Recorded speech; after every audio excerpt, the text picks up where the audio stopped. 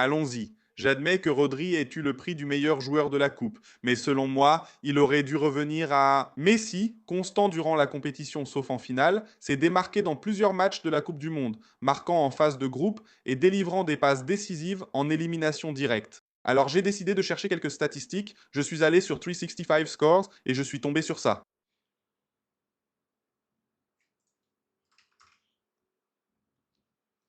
Les 7 meilleurs joueurs selon les notes de 365 Score sont des attaquants. Messi est en tête avec une moyenne de 8,7, mais en deuxième position, il y a Andy Aye du Sénégal, qui a certes fait une bonne Coupe du Monde, mais est-ce vraiment mérité? Salut. Et je n'allais pas laisser passer ça, alors j'ai décidé d'en savoir plus sur ces notes, et 365 Scores propose un truc génial qui s'appelle Impact Rating. C'est en quelque sorte une note cachée qui reste à l'intérieur de l'application, mais à laquelle j'ai eu accès, qui mesure vraiment l'impact du joueur dans cette équipe, dans cette compétition, et par rapport à ce qu'on attend de son poste. D'accord, j'ai décidé de préparer et de vous présenter la meilleure équipe de la Coupe du Monde, selon les chiffres. Et il y a 3 gars là-dedans dont je suis sûr que vous n'auriez même pas imaginé. Allons-y.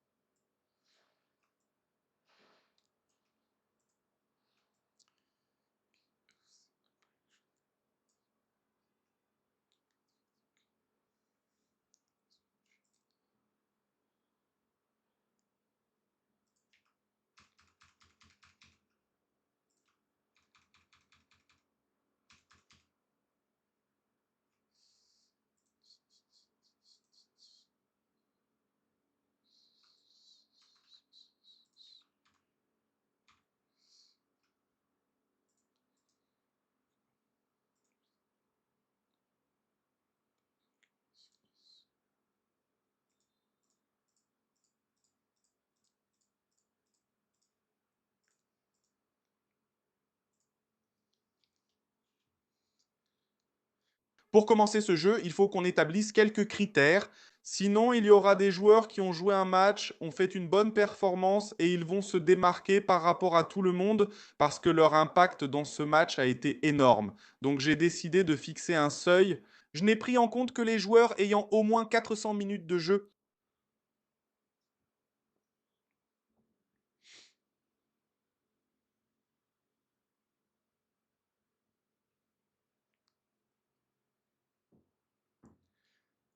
Pour vous donner une idée, 400 minutes équivalent à environ 4 matchs et demi. Autrement dit, le joueur a disputé la phase de groupe, pouvant manquer un match par-ci par-là. En phase à élimination directe, il a joué les 16e de finale et probablement, s'il n'a pas joué de prolongation, il a aussi joué les 8e de finale.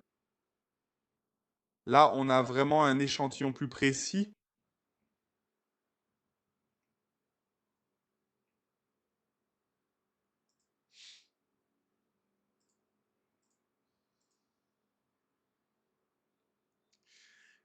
Et donc, notre composition commence avec le gardien du Portugal, Diogo Costa.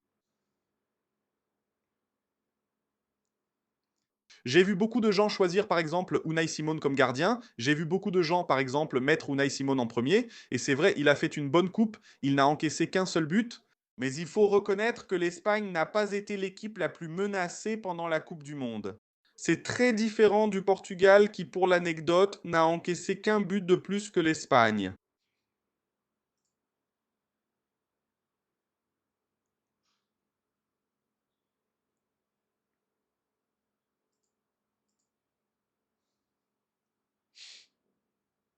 Parmi les gardiens ayant beaucoup joué, il a été le deuxième à encaisser le moins de buts lors de la Coupe du Monde.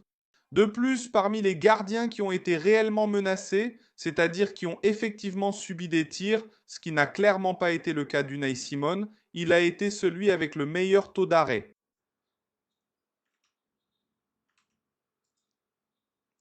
86,9% des tirs cadrés ont été arrêtés par Diogo Costa, qui a réalisé quelques arrêts miracles. Un match exceptionnel face à la Colombie, décisif en phase de groupe, s'est conclu sur un score de 0-0. Et aussi un bon match contre l'Espagne, qui se termine par l'élimination du Portugal, avec une simple défaite de seulement 1-0 et une frappe pratiquement imparable pour Diogo.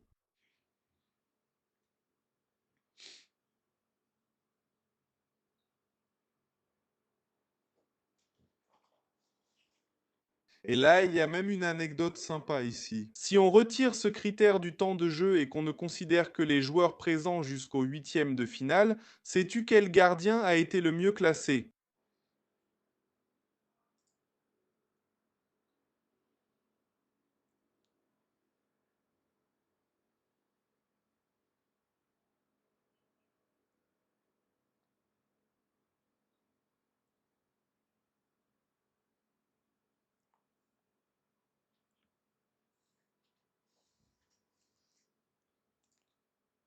C'était Ronwell Williams d'Afrique du Sud, avec un impact rating de 51,9. C'est pratiquement 3 points de plus que notre Diogo Costa. On commence alors à comprendre ce qu'est vraiment cet impact rating.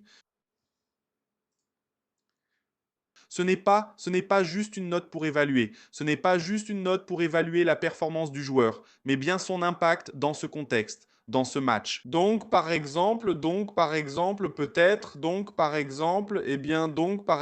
Williams a même encaissé plus de buts que Diogo Costa. Il faut juste considérer qu'on s'attendait à ce que l'Afrique du Sud subisse plus de menaces et encaisse plus de buts.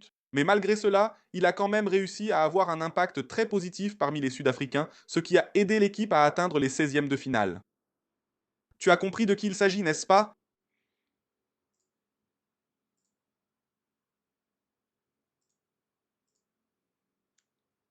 Et là, on arrive à notre latéral droit avec Pedro Porro, que je pense fait partie de l'équipe type de la Coupe du Monde pour vous tous. Si je me trompe, corrige-moi et dis-le moi en commentaire. Mais Pedro Porro a été l'un des latéraux les plus complets de cette Coupe du Monde et il a réussi à apporter beaucoup d'offensivité. Il a délivré une avant-dernière passe en finale de la Coupe du Monde et il a marqué 2 buts contre la France. Défensivement aussi, il s'est très bien débrouillé.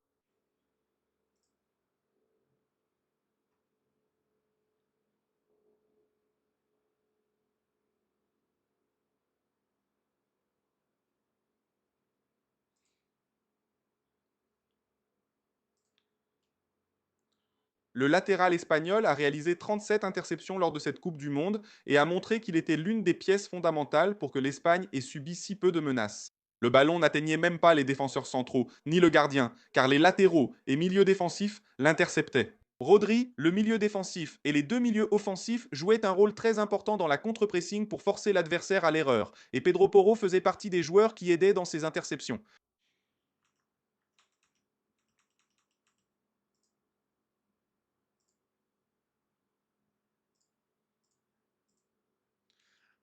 La même logique s'applique aussi quand on parle du côté gauche avec Cucurella, qui sort de cette Coupe du Monde peut-être comme le meilleur arrière-gauche du monde. Nuno Mendes a également fait une bonne Coupe du Monde, il a aussi eu un impact rating très intéressant, mais Cucurella, en arrivant en finale et en réussissant à montrer cet équilibre offensif et défensif, a fini par prendre la place.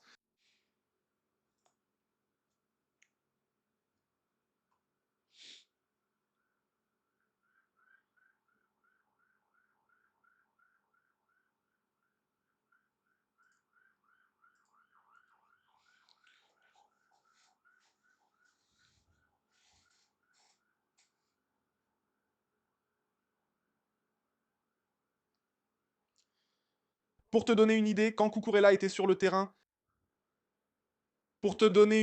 avec Cucurella sur le terrain, l'Espagne avait le meilleur différentiel d'expected goals créés et concédés de la Coupe du Monde. Cela montre l'ampleur de la domination espagnole dans la compétition. Pour ceux qui l'ont oublié, Cucurella a même causé le premier but de la France. Pour rappel, Cucurella a été l'un des responsables du premier but de l'Espagne contre la France. C'est un but sur penalty, beaucoup retiennent l'erreur de Digne après le tir de Jouarzabal, mais l'action démarre par une passe de la porte à Cucurella qui centre avant l'intervention de Digne. Et ensuite, dans la suite de l'action, Digne commet la faute, et donc le penalty. Et ensuite, dans la suite de l'action, Digne concède un penalty sur Yamal. Cucurella est vraiment un gars, et la note d'impact rating de Cucurella est si élevée parce que c'est un joueur qui a de l'impact sur tout le terrain. Un joueur qui descend fréquemment jusqu'en défense centrale, ce qu'il faisait souvent à Chelsea. Souvent, il joue à l'intérieur comme milieu défensif, mais peut aussi déborder sur l'aile comme un latéral. En somme, c'est donc un joueur très équilibré dans tous ses rôles. Peut-être moins agressif offensivement que Pedro Porro, mais très bon dans les duels défensifs, et là il surpasse son coéquipier espagnol.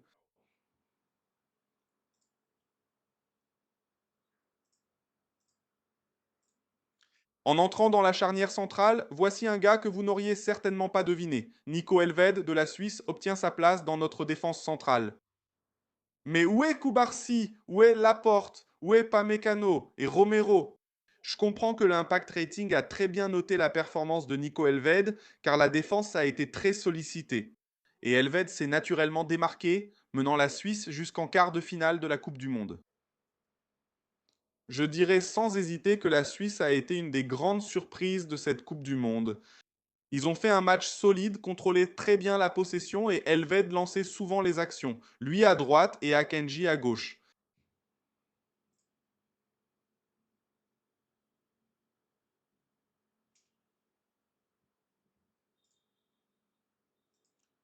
Et puisque nous parlons aussi de statistiques, Elved a été le premier joueur de toute la Coupe du Monde en nombre d'interceptions. Là, on voit l'importance du gars. 65 interceptions pendant toute la Coupe du Monde. C'est à peu près le double, un peu moins du double, un peu moins du double des chiffres de Pedro Porro, par exemple.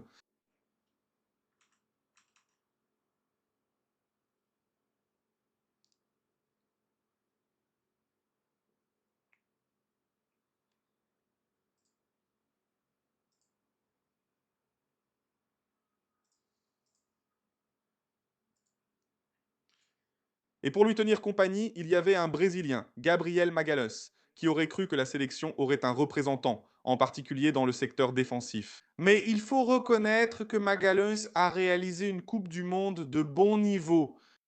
Pour te donner une idée, il était le 10e joueur de la Coupe en duel.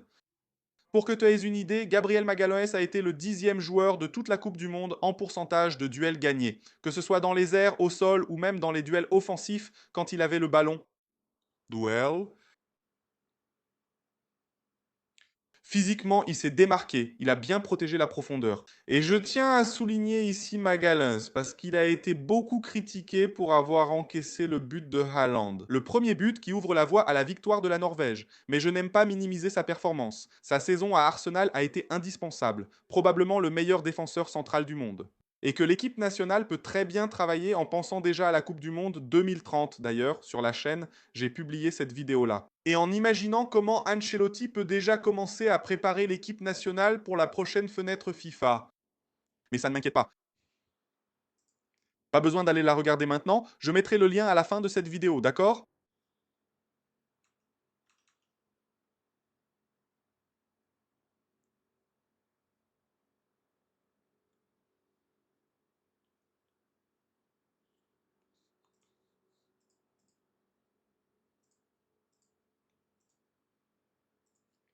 Au centre, le ballon d'or FIFA est présent.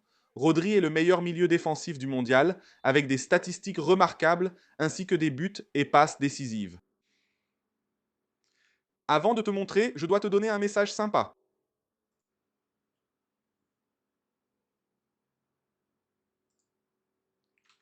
Au revoir.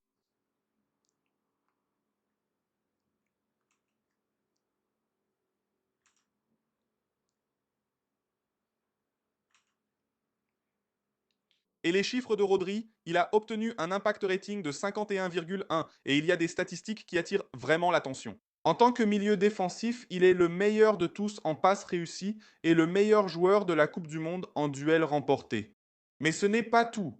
Parmi tous les joueurs de la Coupe, il a été le deuxième meilleur en passes progressives, aidant l'équipe à avancer.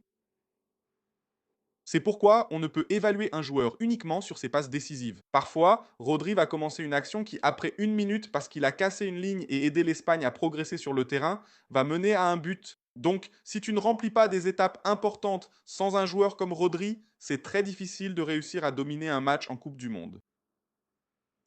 L'Argentine peut en témoigner. En finale, on a bien vu que l'Argentine n'a cadré aucun tir en 90 minutes. Mais cela arrive parce que les gens voient ça de manière trop globale. Ils s'arrêtent à des chiffres plus simples et ne creusent pas vraiment le jeu. Ils ne regardent pas à la loupe pour vraiment comprendre ce qui s'est passé là.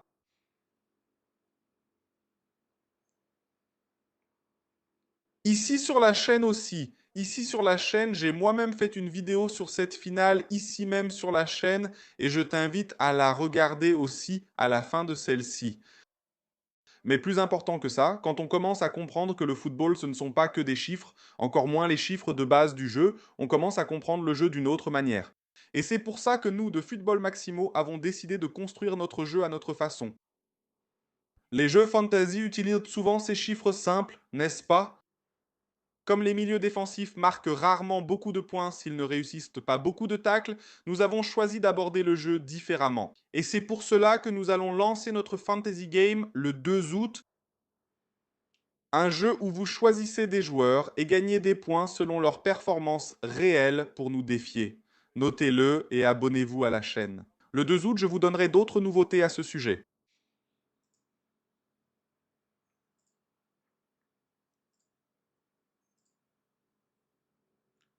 En ajoutant encore plus au milieu de terrain,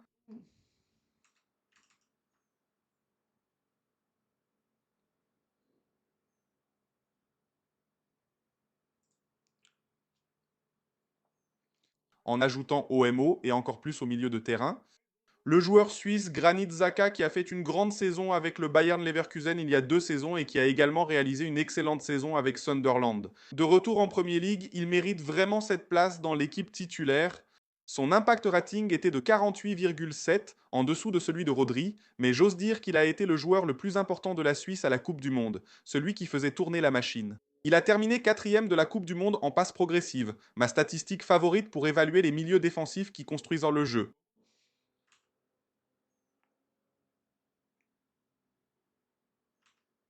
Il a aussi réalisé 35 interceptions, un chiffre précieux pour un milieu défensif.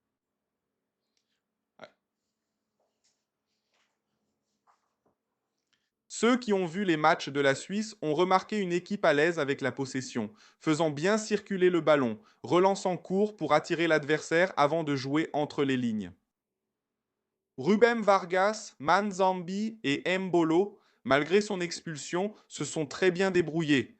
Rien de tout cela n'aurait été possible sans Xhaka à la base, construisant le jeu avec le jeu devant lui. Ce n'est pas un hasard si Xabi Alonso, ex-entraîneur du Suisse à Leverkusen et nouveau coach de Chelsea, a demandé aux Blues de sonder Sunderland pour le faire venir. Savoir si ça va marcher ou pas, on ne peut pas le dire.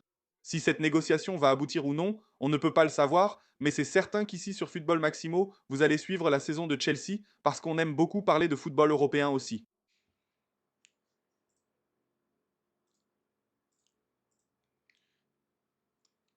L'autre milieu de terrain, c'était Jude Bellingham, et c'est le premier et unique joueur anglais qui va apparaître dans cette liste. Bellingham a eu un impact rating supérieur à Rodri et à tous les autres joueurs cités jusqu'ici, avec 52,2. Et ce qui explique ce chiffre, qui va aboutir à ce chiffre, vient justement du fait que Bellingham a été plus décisif, un joueur qui contribue non seulement avec des passes décisives, mais aussi avec des buts. Contre le Mexique, il a pris le jeu en main et a été décisif. Il a aussi marqué lors du match pour la 3e place.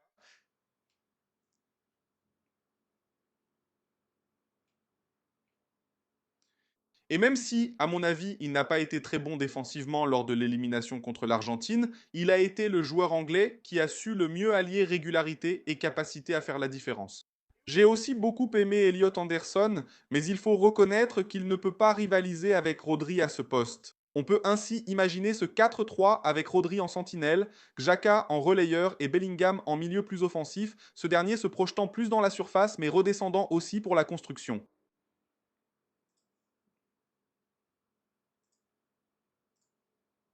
En attaque, il y aura quelques noms assez évidents, mais il y a aussi une grande surprise. En attaque, il y aura quelques noms assez évidents, n'est-ce pas? En attaque, il y aura quelques noms assez évidents, mais il y a un joueur moins évident que je vais garder pour la fin.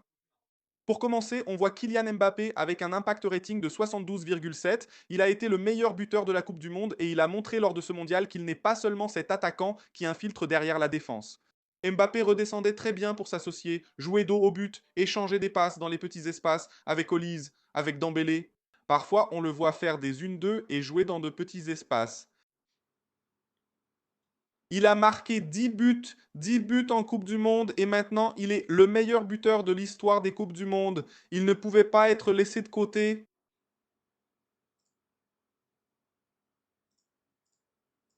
À droite, même s'il n'a pas vraiment joué ailier, voici selon moi et l'indice Impact Rating le meilleur joueur de la Coupe du Monde. Messi a obtenu une note de 83,7 et on n'a même pas besoin d'expliquer pourquoi. Quand on regarde la phase de groupe, Messi a été responsable de la majorité des buts de l'Argentine. Il n'a pas marqué tous les buts contre la Jordanie. Remplaçant au départ, il est entré en jeu et a finalement marqué. Un joueur très impliqué qui cherche le dribble, la création d'occasion, une bonne qualité de finition et une excellente lecture du jeu dans son ensemble. Lors des matchs à élimination directe, il n'a pas été aussi décisif en termes de buts, mais il a joué un rôle très important dans la construction du jeu, surtout lors des victoires, en particulier lors des remontées héroïques de l'Argentine. En particulier lors des remontées héroïques de l'Argentine contre l'Égypte, contre la Suisse et contre l'Angleterre. Même s'il a joué une finale de Coupe du Monde en dessous de ses capacités, faute d'une équipe lui offrant de bonnes conditions, je le considère comme le meilleur joueur de la compétition devant Rodri. Parce que sa capacité à faire des différences dans un match est plus déterminant que celui de Rodri. Est-ce vraiment utile que Rodri fasse 10, 20 ou 30 passes progressives dans le match? Ça ne servira pas à grand-chose si Rodri fait 30 passes progressives vers l'avant sans un joueur du calibre de Messi dans le dernier tiers. Et on a clairement vu que l'Argentine a gagné la finale de la Coupe du Monde en grande partie grâce à ce petit plus, en grande partie grâce à cet extraterrestre. On peut même parler ici d'une dépendance à Messi.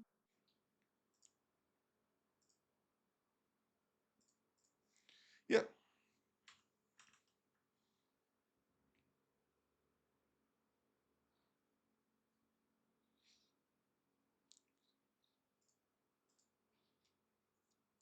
Pour le poste d'ailier gauche, Vini Junior a aussi été choisi par l'Impact Rating avec une note de 55,9 et des données très intéressantes.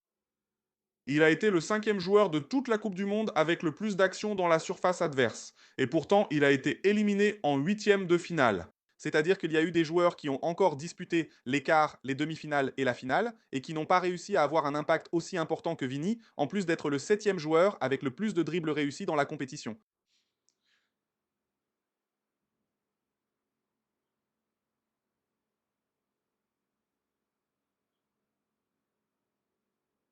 Ensuite, tu ajoutes tout ça à ses 4 buts, au fait qu'il a été en lice pour meilleur buteur de la coupe et qu'il a su être déterminant. Pour rappel, il fait la passe à Hendrik, rate une grosse occasion, ce qui doit compter dans l'indice d'impact de Vini, et finit dans notre composition. Donc, on complète l'équipe avec Diogo Costa, Pedro Porro, LVD, Gabriel Magalhães et Cucurella, Rodri, Bellingham et Xhaka, Messi, Mbappé et Vini Junior. Curieusement, il y a deux joueurs de la sélection, brésilienne, seulement d'Angleterre et seulement de France. Mais dis-moi, tu as aimé voir ce type d'analyse avec la sélection de la Coupe du Monde selon les chiffres? Maintenant, dis-moi, comment serait la sélection de la Coupe du Monde selon ton avis?